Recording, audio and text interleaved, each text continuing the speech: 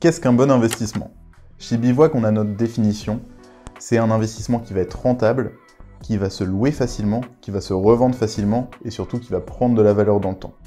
Alors on va essayer de découper ces 4 critères. Déjà la rentabilité. Pour savoir de quoi on parle, la rentabilité, nous on la calcule en fonction de l'ensemble des revenus générés par l'appartement, charges comprises, divisé par le prix du bien et des travaux. Ça nous donne une rentabilité qu'on appelle brute. Elle est facilement calculable en net, il suffit d'enlever les charges, etc. Alors, la rentabilité, elle est corrélée au risque. Donc plus vous allez chercher un bien rentable, plus vous allez avoir un projet risqué. Quand on est à 14% de rentabilité, c'est de la rentabilité théorique, ça peut être pas ça sur le papier au final. Maintenant, qui se loue facilement. Comment on va faire que le bien se loue facilement? On va aller chercher des zones à forte tension locative. Le plus régulièrement, on entend parler de zones à forte tension locative quand il y a beaucoup d'étudiants et de jeunes actifs. La plupart des villes bivouac, c'est ça, comme Poitiers, où on est à 27% d'étudiants et de jeunes actifs, ce qui en fait une des villes de France avec la plus grosse proportion d'étudiants et de jeunes actifs. Pourquoi on vise ces typologies de locataires? Tout simplement parce qu'ils n'ont pas le pouvoir d'achat d'être propriétaires, d'avoir leur résidence principale. Ils sont obligés de sortir tous les mois un loyer de leur poche. Maintenant, il y a d'autres types de paramètres qu'on peut regarder pour la tension locative.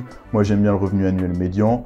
Quand il est un peu plus bas que la médiane, c'est en général qu'on a là aussi pas le pouvoir d'achat d'être propriétaire, on est obligé d'être locataire.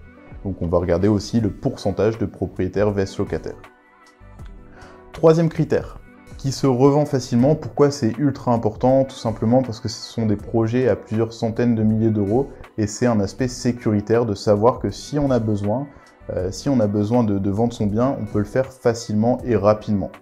Un bien qui est liquide va se vendre en quelques semaines, tandis qu'un bien qui ne l'est pas va se revendre en plusieurs mois, voire années. Un petit conseil pour que votre bien reste liquide, c'est de ne pas le dénaturer.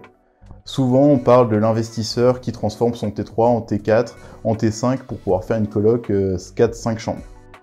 En soi, pour un investissement, ça peut être une bonne idée. Maintenant, quand vous allez vouloir revendre ce type de bien, à qui vous allez pouvoir vous adresser à part d'autres investisseurs? Personne ne va acheter une coloc comme résidence principale.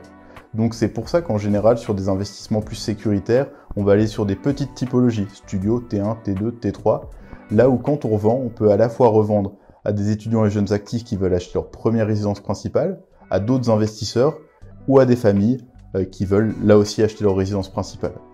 C'est purement de la sécurité que d'avoir un bien liquide. Et maintenant, dernier critère et le plus important, c'est la prise de valeur du bien. On a forcément envie de rendre notre investissement pertinent, on a envie d'avoir gagné de l'argent à horizon 10, 20, 30 ans. Donc on va cibler des zones où il y a des projets d'urbanisme, où on sait que voilà, le bien il va être valorisé plus tard parce que le quartier sera plus attractif. On peut facilement penser à Saint-Ouen, par exemple, en Île-de-France, qui a vu le métro arriver dans sa ville, et du coup, tous les appartements à Saint-Ouen ont pris grandement en valeur parce qu'on est plus proche de Paris. Dans d'autres villes qui sont plus loin de Paris, et la question ne se pose pas, typiquement Laval, on a les Halles, qui est un gros projet d'urbanisme qui est organisé par la mairie, qui dépense beaucoup d'argent pour rendre son centre-ville plus attractif. On sait alors que les appartements à Laval vont prendre en valeur dans les quelques années à venir. Voilà, le but, encore une fois, on a parlé de revendre rapidement et facilement, maintenant on a envie que ça ait pris en valeur en plus de ça. Tous ces critères-là font ensemble qu'on est sur un bon investissement. Mais vous pouvez arbitrer entre ces différents critères. Vous pouvez cibler une zone à forte tension locative, mais avec un peu moins de rentabilité, pour être sûr de louer votre bien. Il n'y a pas vraiment une bonne réponse à jauger ces différents critères, il faut que vous puissiez vous connaître vous-même. Nous, chez Bivouac, on est vraiment au courant de cette problématique, et du coup, on a créé un simulateur de profil investisseur. Vous allez répondre à quelques questions, et vous allez pouvoir savoir quel projet est fait pour vous. Quel est votre profil investisseur? Quelle est votre appétence au risque? Vous allez savoir si vous voulez plus un projet très rentable mais assez risqué, donc dans des zones à moins forte tension locative, avec des biens un peu moins liquides, qui se revendront sûrement un peu moins cher qu'un bien patrimonial, ou à l'inverse, vous allez avoir un profil ultra sécuritaire où vous allez viser l'hyper-centre-ville des grandes villes, là où il y a beaucoup d'étudiants et de jeunes actifs, et avec un bien qui va prendre en valeur. Encore une fois, il n'y a pas de bonne réponse, la bonne réponse c'est celle avec laquelle vous êtes à l'aise.